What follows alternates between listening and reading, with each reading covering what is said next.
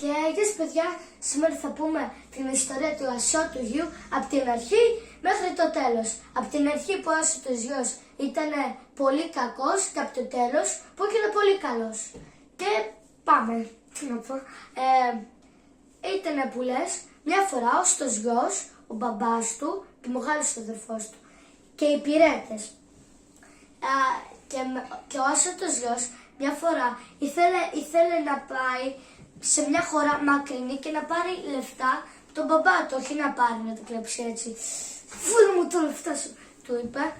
Πήγε και του είπε, μπαμπά δώσε μου την περιουσία που μου ανήκει. Και ο μπαμπάς του, επειδή ήταν μεγάλο παιδί, δεν μπορούσε να το χτυπήσει, να το δείρει με κανένα ξύλο για παράδειγμα ή με το χέρι. Πήγε ο μπαμπάς του και του έδωσε τα λεφτά. Του έδωσε τα λεφτά και πήγε σε μια χώρα πολύ μακρινή που οι φίλοι του ήταν ψεύτικοι.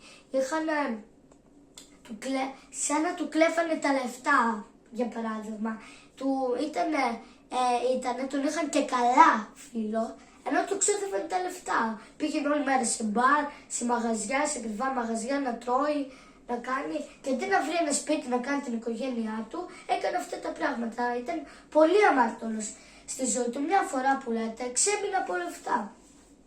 Και είπε, θέλω να βρω μια δουλειά. Και χτύπησε μια πόρτα ενός σπιτιού και ήταν εκεί ένας άνθρωπος.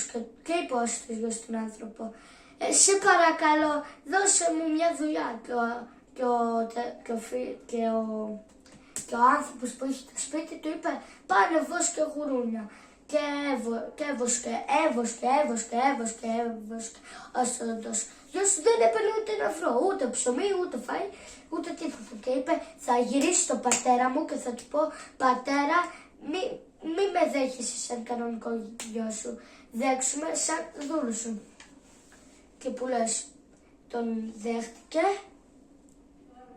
Δεν τον δέχτηκε, πήγε στο σπίτι του πατέρα του και του είπε, μπαμπά, τον είδε από το μακριά και τον αγκάλισε στο λαιμό και το φίλησε στο λαιμό με τις βρωμιές που είχε τις πόλες και είπε,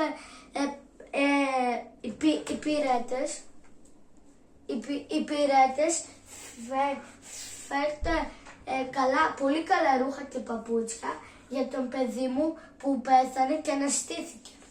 Και μετά κάνανε ένα πάρτι και ήρθε ο μεγάλος αδερφός του Ασώτου γιου από την πολλή δουλειά που είχε, και μετά του είπε ένας δούλος, αδερφέ, ήρθε ο αδερφός σου που ήταν πεθαμένος και αναστήθηκε.